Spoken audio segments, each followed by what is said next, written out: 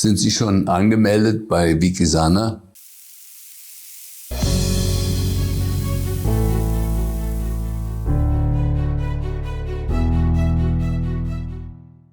Herzlich willkommen, liebe Zuschauerinnen und Zuschauer, hier in unserem Format vom Wissenschaftsgremium.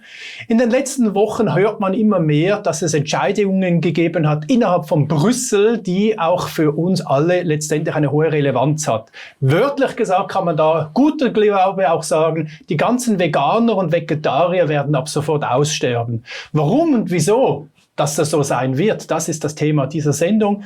Nach dem Intro legen wir los.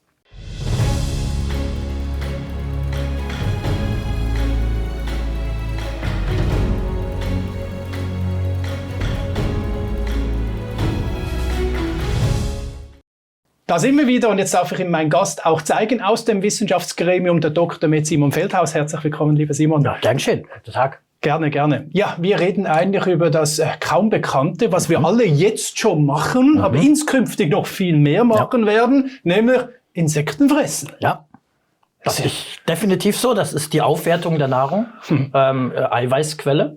Und da Nahrungsmittel, wenn wir das global politisch sehen, immer eine Diskussion sind, gibt es noch genügend, vor allem Eiweißquellen und Proteinquellen und Kalorienzufuhr. Da bieten sich natürlich Insekten an und das hat die Nahrungsindustrie schon lange erkannt. Bevor es sogar hier in der Schweiz letztes Jahr oder vorletztes Jahr gab es so einen kleinen Hype, wo dann Mikrokop haben das angegeben, aber es war im Flop. Ich glaube, es hat sich nicht wirklich Nein, es sind ja weg jetzt, aber... Und das waren die offiziellen, da hat man es gesehen, das waren Plätzli aus Würmern oder sowas. Das ist die eine Seite und das andere ist eben das, wo untergemischt ist. Insekten als teilweise Material von Essen. Zusatzstoffe, wenn man es mal so einfach nennen will. Und das ist schon länger vorhanden und das scheint nun auch die Zukunft der Ernährung zu werden. Also ich habe ja nichts dagegen, dass man das isst. Ich weiß, in China, Thailand, in diesen Ländern ist das eigentlich gang und gäbe gewesen. Und ich habe wirklich nichts dagegen, aber ich möchte doch als Konsument selber entscheiden dürfen, ob ich das essen will. Und eine andere Frage ist auch, ich höre immer wieder, dass gewisse Proteine durchaus in der Lage sind, eine Nahrungsmittelunverträglichkeit auszulösen. Ist sich unser Körper, europäische Körper überhaupt gewohnt, solche Proteine aufzuspalten? Das sind genau die zwei wichtigsten Fragen. Punkt 1 ist, woher weiß ich, dass ich das esse, bewusst oder eben nicht? Und da geht es eben um auch die Deklarationspflichten, was ist wo wie zu deklarieren. Und das ist ja auch heute schon ein großes Thema in der Industrie, respektive im Lebensmittelrecht. Was ist deklarationspflichtig? Also was muss der Hersteller, wenn er ein Brot backt, angeben auf der Verpackung? Und was sind Hilfsstoffe zum Backen, die also während des Backprozesses benutzt werden? Aber da sie nachher nicht mehr da sind, dann müssen sie auch nicht angegeben werden. Also gibt so Geschichten wie bestimmte Schweineborsten, die man in den Teig reinmacht, damit der schön fest bleibt. Da die aber nachher verkochen, muss man es nicht mehr angeben. Also das sind so Dinge, was muss man angeben oder was muss man nicht angeben? Und solche Insektenzusätze sind nicht zwangsläufig deklarationspflichtig. Und damit läuft das so unter der Schwelle. Und das finde ich nicht richtig, weil ich finde, ich muss wissen, was ich esse. Und da kann ich mich immer noch entscheiden, tue ich es oder lasse ich es. Und der zweite Teil ist dann eher ein medizinischer Teil. Also das erste finde ich jetzt eher so eine Art philosophische Geschichte. Ich finde das nicht richtig, wenn man es nicht weiß. Der zweite Teil ist aber dann der medizinische Hintergrund. Und da muss man jetzt einfach sagen, da gibt es noch eigentlich ehrlich gesagt fast gar keine Daten zu. Was aber eben ist, dass Eiweiße, und zwar Fremdeiweiße, einer der wichtigsten Faktoren sind, auf die unser Immunsystem als Abwehr reagiert. Weil die meisten Schadstoffe sind Fremdeiweiße, irgendwelche Tiere, Erreger oder was auch immer. Es ist ein Fremdeiweiß und unser Immunsystem ist darauf programmiert, sich dagegen zu wehren. Und jetzt Insekten essen wir in der Regel nicht. Das ist zumindest in unserer Kultur hier in Europa nicht unbedingt das Basisernährungsprinzip. Ist also nicht irgendwie in unserem Immunsystem verankert, gespeichert, gelernt. Und wenn jetzt auf einmal neue Proteine dazukommen, kann man aus meiner Sicht nicht behaupten, dass man von vornherein weiß, dass das unproblematisch ist. Es gibt sicher Leute, die es problemlos vertragen, aber es mag dann eine ganze Menge Leute geben, die auf diese Insektenproteine auf einmal falsch reagieren, seien es Unverträglichkeiten, das dann eher mühsam, aber möglicherweise auch Triggern von Autoimmunreaktionen, dass also irgendwo durch dieses Fremdprotein ein Prozess ins Laufen kommt und nach dem greift dann das Immunsystem meine Schilddrüse an oder irgend sowas. Und das ist jetzt die Frage, wie weit ist die wissenschaftliche Abdeckung? Und nix, mir ist nichts, also ich habe ein bisschen gesucht, ich habe nichts gefunden, am Ende Sicherheitsdaten. Habe ich nichts gefunden. Gut, man sagt wahrscheinlich, der Mensch gewöhnt sich vielleicht auch daran, keine Ahnung, oder? Wir lernen aus Schaden klug zu werden, ist das andere. Ja. Zum Beispiel E120 habe ich gelesen, ist so ein Läusefarbstoff. Ja. Gut, das kennen wir schon länger. Ja. E904 ist die harzartige Ausscheidung von Gummilack-Schildlaus. Ja. Also eigentlich der Kot. Ja, das ist jetzt schon eben absolut so. Das versteckt sich unter gewissen, die hast du schon gerade genannt, diesen E-Nummern. Das sind jetzt eben genau Hilfsstoffe, die man benutzt. Diese Ausscheidung eben, am Ende ist es Stuhlgang von dieser Lackblattlaus. Den kann man nachher benutzen als Überzug und dann glänzt das so schön auf Schokoladen oder was auch Habe ich hier Schokolade, Nüsse, Kaffeebohnen. Genau. Zum Beispiel steht hier auf Google Ferrero, Kinderschokobons, Mentos, Milka. Ja. Gibt's doch nicht. Ja, das ist jetzt schon gang und gäbe. Und tatsächlich diese rote Farbe, die so benutzt wird für bestimmte Lebensmittel, oder es gibt so Erdbeergummibärli, also das ist so eine weiße Masse. Und dann draußen ist das so rot, so Krissel drauf, sieht aus wie eine Erdbeere. Und das Rote ist genau dieses Blattlaus-Ding, dieser Farbstoff, der da drin ist. Und die weiße Schaummasse, es gibt auch so Frösche, so grüne Frösche aus Gummibärli, das oben grün und unten ist so eine weiße, fluffige Schicht. Das in der Regel entsteht aus Schweineohren, weil das eben aus so einer Art gelatineartige Substanz ist. Also das ist jetzt schon gang und gäbe. Und jetzt kommen dann vielleicht eben noch die Eiweiße mit dazu. Hier sind jetzt etwas weniger Eiweiße drin, aber trotzdem Fremdstoffe. Das kommt von einem Tier, das ist nicht zwangsläufig gut verträglich. Und dann kommen noch die anderen Eiweiße dazu. Und irgendwann kann das sein, dass das so ein Potpourri gibt, wo dann halt doch ein Immunsystem irgendwann mal überfordert. Die Schwierigkeit ist, das wird man dann nie beweisen können. Das heißt, dann bleibt das wieder so in der, das war wieder was anderes. Und dann wird es wieder in der Diskussion werden. Gibt es dann Verantwortlichkeiten, keine Kausalität? Ja, dann lassen wir das mal. Weißt du, was ich auch eine Frechheit finde? Ich meine, ich respektiere zum Beispiel, dass gewisse Religionen gewisse Dinge einfach aus Prinzip nicht essen wollen. Zum Beispiel die Muslime, die essen kein Schweinefleisch, aber auch keine Insekten. Auch im Judentum habe ich nachgelesen, dort wird ganz gezielt keine Schweine gegessen, keine Insekten, Hasen, Schnecken, Meeresfrüchte, keine Schuppen, keine Hunde. Absolut respektvoll, kann man dem entgegentreten. Aber wenn ich lese, dass der Muslime keine Insekten fressen dürfte und jetzt eigentlich über die Hintertüre es trotzdem kriegt, dann finde ich das nicht moralisch nicht vertretbar. Ja, das sehe ich auch so. Das ist genau dieses Thema. Das eine ist, ich mag es vielleicht nicht, ich will es nicht, das ist noch okay. Dann gibt's aber eben dieses einfach religiöse Thema. Und das ist jetzt undiskutabel richtig. Wenn ich das so habe, dann gibt's das nicht. Fertig aus. Und dann hängt's halt jetzt genau wieder davon ab, wie klar oder eben nicht wird's deklariert. Wenn es sehr klar deklariert ist, da kann man nicht diskutieren. Okay, dann steht's drauf, enthält Insekten. Das muss dann aber auch gut erkennbar sein, weil dann kann ich's ja weglassen.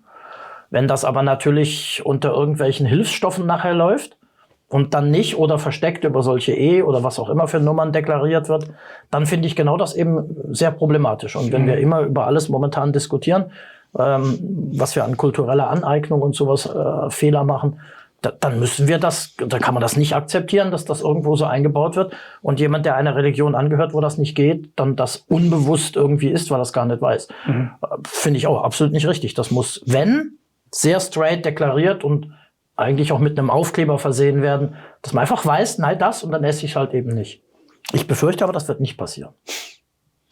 Bevor ich die Entscheidungen zeige, was jetzt da in Brüssel gelaufen ist, da haben wir ein Video bekommen von der Dr. Silvia Limmer, heißt sie, glaube ich, muss nachschauen. Ja, Limmer von der AfD, die arbeitet in Brüssel und sie hat sich da auch sehr stark eingesetzt dafür, dass es eine Aufklärung gibt. Sie hat uns ihr Video zugestellt, das ich Ihnen auch gleich einspielen werde. Aber ich habe noch schnell gegoogelt, was da generell zu Insekten steht. Und da steht, Insekten gelten als sehr gesund. Sie sind reich an Omega-3-Fettsäuren. Das würde mich auch schon wundern. Wie kann etwas, was frittiert ist oder knusprig ist, noch Omega-3 drin haben? Aber B-Vitamine und wichtige Mineralstoffen. Vor allem aber sind sie gute Eiweißquellen und enthalten ähnlich viel Protein wie Rind, Schwein oder Pute. Im gefriergetrockneten Zustand ist der Proteinanteil sogar noch deutlich höher. Das stimmt, also Eiweiß ist klar, weil das ist so. Vor allem Maden oder sowas, das weiß man, oder Würmer enthalten wirklich viel pures Proteine. Eiweiß. Ja. Das kennt man auch in Überlebensstrategien, wenn man irgendwo ist, dass man dann wirklich mit solchen Insekten überleben kann. Das ist so. Also Eiweiß ist keine Diskussion. Und ist klar, wenn ich es trockne, nehme ich das Wasser raus. Und dann das Eiweiß bleibt übrig, das Wasser geht weg, also erhöhe ich den Eiweißanteil durch Gefriertrocknen. Das stimmt. Das mit den Vitaminen, eben, ja genau, das ist dann so eine andere Sache. Die werden über die Prozesse, man isst ja nicht die Insekten pur, sondern als Mehl irgendwo drunter gemischt. Da möchte ich dann mal sehen, wo noch Omega-3 ist. Also das ist natürlich Unsinn. Also das wird eine reine Proteingeschichte sein, Proteinanteil erhöhen. Ja, aber eben die Frage ist, was für Proteinstruktur ist das? Das ist ja keine menschliche Proteinstruktur. Und wie reagiere ich auf diese fehlerhaften Proteinstrukturen? Tja, ein paar Wörter. Gegrillte Käfer, schokolierte Heuschrecken, geröstete Wespen statt Chips, Würmerburger statt Hackfleisch und Raupen, Ameisen, Grillen und Schaben und vielerlei Larven werden da unter Insekten letztendlich verarbeitet. Insekten sind klimafreundlicher, Insekten sind nachhaltiger als Fleisch. Und alles wird uns gut verkauft. Ja, also erschreckend. Dann schauen wir uns jetzt dieses Video an von der Dame aus Brüssel. Und an dieser Stelle einfach nochmals herzlichen Dank an die Frau Dr. Silvia Limmer, dass sie uns dieses Video zugestellt hat. Und Action. Hallo aus Brüssel. In den deutschen Medien krabbelt, kreucht und fleucht derzeit allerlei angeblich essbares Getier durch den Medienwald. Die Entrüstung in den sozialen Medien ist groß und es wird heftig debattiert. Leider, wie so oft, etwas neben der Spur. Überrascht haben mich nicht die Insekten in unserem Essen, denn die sind ja bereits seit 2021 erlaubt, ja. Sondern überrascht hat mich mal wieder die Tatsache, dass es eher des Zufalls und/oder einer Headline in der wirkmächtigen Bild bedarf, um Themen ins Bewusstsein der Öffentlichkeit zu bringen. Dabei ist seit 2021 der in toto gemahlene Mehlkäfer ein übler Vorratsschädling, der zur Strafe jetzt von uns also der im Beispiel in Keksen erlaubt ist, zugelassen. Oder die Wanderheuschrecke, auch seit 2021 zugelassen, gefroren, getrocknet oder in Pulverform, in verarbeiteten Kartoffelprodukten, Teigwaren, da gehört er ja auch hin, nein, Späßchen beiseite, Schokolade, Wurstsuppen, fermentierten Milcherzeugnissen zugelassen. Oder Larven von Mehlwürmern, seit Februar 2022 ebenfalls zugelassen in Teigwaren, Getreideriegeln, Chips, bierähnlichen Getränken oder alkoholischen Mischgetränken, Fleischanaloga, ja, okay, muss wohl was Vegetarisches sein. Und jetzt zusammen mit der Hausgrille Acheta domesticus, der Getreideschimmelkäfer, der in Crackern, Brotstangen, Teigwaren, Nudeln, Molkepülverchen ab morgen, den 26.01.2023, unseren Speiseplan VOCA machen soll. Und mindestens 7 weitere Anträge harren ihrer Genehmigung. Daher, so manch einer, der jetzt angekündigt hat, genau die Zutatenliste zu studieren, hat vielleicht schon längst die unschuldigen Käferleichen untergeschoben bekommen.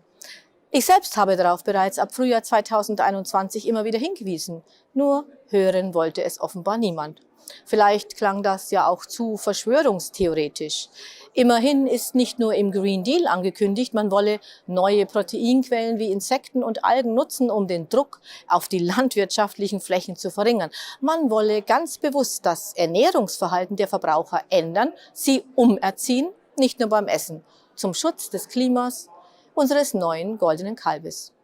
Man hat sich in den Texten der EU-Kommission noch nicht einmal die Mühe gegeben, das irgendwie verschlüsselt zu formulieren. Liest ja niemand.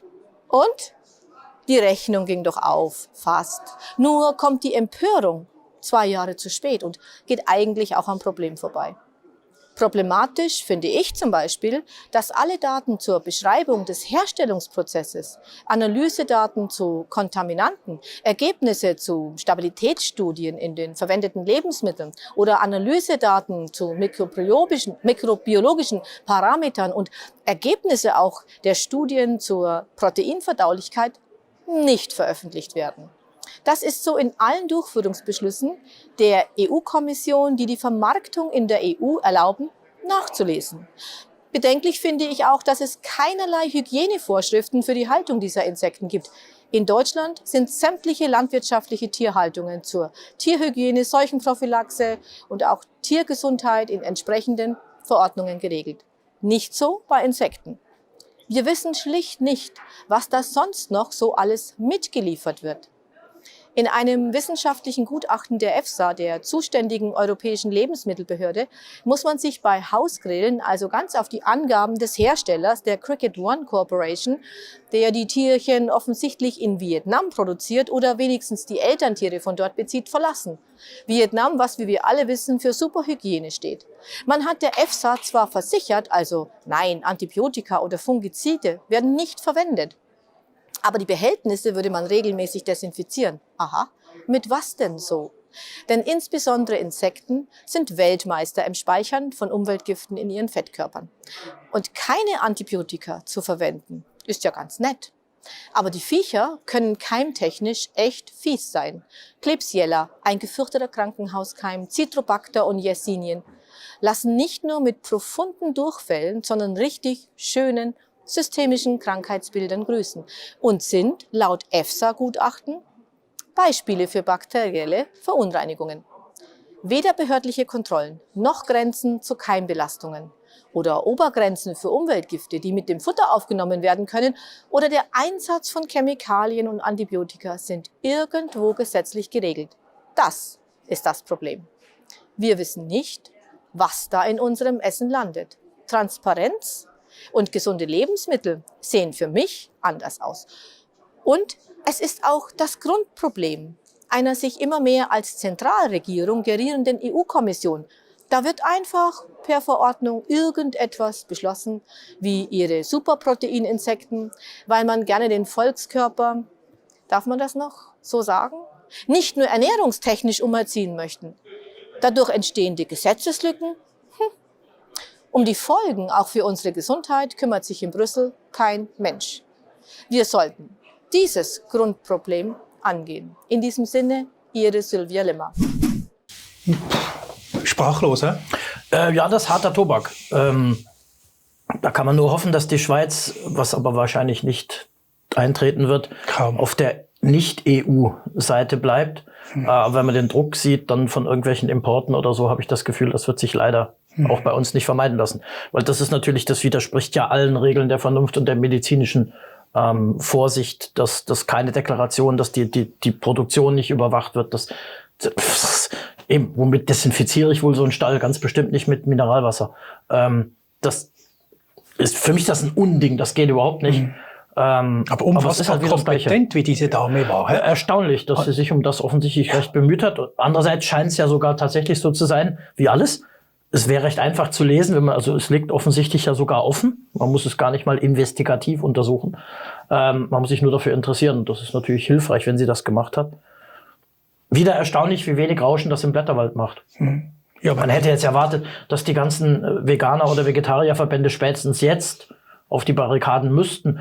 Aber für mich auch die normalen Menschen, die einfach essen wollen und nicht irgendwie sich um Sachen kümmern, die müssen doch informiert werden. Ob ich jetzt eine bestimmte Ernährungsform einhalte oder nicht, spielt ja gar keine Rolle. Das geht doch um das Gesetz der Offenheit und der Information von Lebensmitteln. Ja. Das verstehe ich nicht. Viele Lebensmittel kommen aus Europa in die Schweiz. Ja, also wir müssen uns da nicht in der Illusion bewahren, dass es bei uns anders wäre. Aber ich muss das nochmals in Ruhe runterlesen. Ich habe es mir aufgeschrieben. Backwaren sind ab 23 versehen mit Insekten. Bierähnliche Getränke, Cracker, Brotstangen, Getreideriegeln, Teigwaren, Soßen, Kartoffelerzeugnisse, Gerichte auf Basis von Hülsenfrüchten, Fleischalternativen, das gibt's doch gar nicht. Also wie soll denn das eigentlich vegan werden? Oder, das ist halt die Diskussion, Insekten ist kein Fleisch. Also das ist also das eine ist eine emotionale Diskussion, das andere ist so eine Art neutrale Diskussion. Insekten haben eben einen eigenen Status. Sind die jetzt vegan oder nicht? Das kann man jetzt lange ist ja ein Witz, oder? Also es ist ein Witz, absolut. Ja. Okay, Schokoladenerzeugnisse, Nüsse und Ölsaaten und ja, also ich wollte einfach an dieser Stelle diese Sendung Ihnen nicht vorenthalten, auch wenn wir alle jetzt hart zu schlucken haben. Aber das ist ja nun mal einfach eine Tatsache und eigentlich eine großen Schweinerei und niemand schreibt groß darüber oder die ganzen Medien sind still. Ich höre gar nichts über dieses Thema, aber es ist wieder ein typisches Beispiel, dass wir pulsierende Themen die der kritische Journalismus eigentlich aufarbeiten müsste, um einfach hier eine kritische Gegendarstellung zu kriegen, um eigentlich wirklich auch innerhalb der Politik ein bisschen entgegenzuwirken. Da erinnere ich nur an einen wunderbaren Vortrag von unserem ehemaligen Bundesrat Ueli Maurer, wo er gesagt hat, die Medien, der Journalismus hat kritisch zu informieren und die Politik immer ein bisschen im Auge zu halten, um hier unsere Freiheiten zu wahren. Das scheint mir jetzt aber auch in diesem Thema weg zu sein. Nein, das sehe ich auch so. Das ist für mich eine der großen Gefährdungen von allem, was wir machen, von der Demokratie und von allem unserem politischen Verständnis, ist, wenn die sogenannte vierte Macht im Staat, wenn der Journalismus eben nicht mehr neutral, investigativ, sprich kritisch, einfach Dinge mal aufgreift und diskutiert. Das ist in den letzten 3 Jahren nicht passiert, in anderen Phänomenen und hier jetzt gar nicht. Das verstehe ich nicht, das kann gar nicht sein. Hier muss man doch an die Ehre und den Idealismus von Journalisten appellieren, dass sowas einfach mal aufs Papier kommt und dann ist es ja eine Diskussion. Das heißt ja nicht, dass das dann Nein oder so, aber wenn es keiner weiß und keiner diskutiert, dann ist doch, das widerspricht doch allen Regeln einer normalen Demokratie. Und für mich ist es ein Gesundheitsthema. Für mich ist es eine ganz klare Gefährdung von Gesundheiten, wenn man da Dinge drunter mischt und keiner weiß das. Ja, und dann gibt's irgendeine allergische Reaktion und dann heißt, ja, jetzt ist der allergisch auf Schokolade. Dabei war es nur das Protein von dem Wurm. Mhm. Und das muss doch alles klar deklariert und ich verstehe die ganze Welt da nicht. Das müsste dringend breit wissenschaftlich aufgebaut diskutiert. Eben, es ist erwähnt worden, es gibt keine Studien. Das kann doch nicht sein, dass man wieder mal ein Thema macht, wo keine wissenschaftliche Aufarbeitung stattfindet. Ich verstehe es nicht.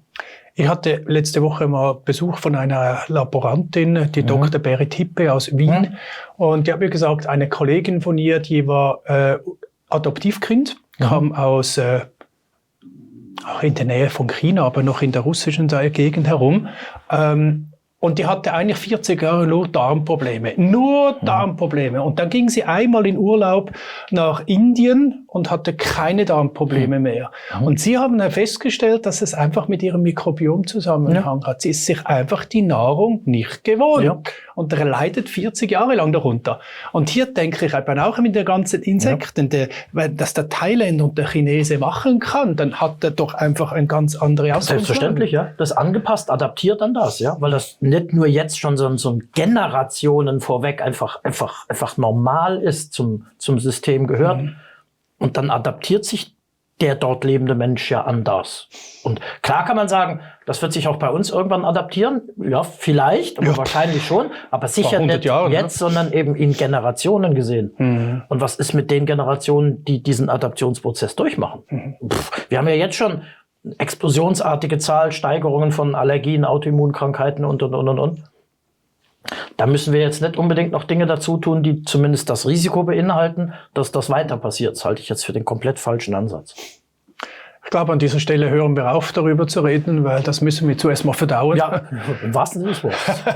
Danke ganz herzlich. Danke, gerne. Dr. Med Simon Feldhaus war das für Sie, liebe Zuschauerinnen und Zuschauer. Und an dieser Stelle einfach nochmals ganz herzlichen Dank an die Frau Dr. Silvia Lindner, dass sie uns das Video zur Verfügung gestellt hat. Und ich werde mir Ihren Kanal ganz sicher abonnieren, in der Hoffnung, dass ich dann noch weitere Infos frühzeitig erfahren werde, um Ihnen einfach auch solche unappetitlichen Mitteilungen auch mal machen zu müssen, letztendlich. Alles Gute, bis ein anderes Mal und auf Wiedersehen miteinander.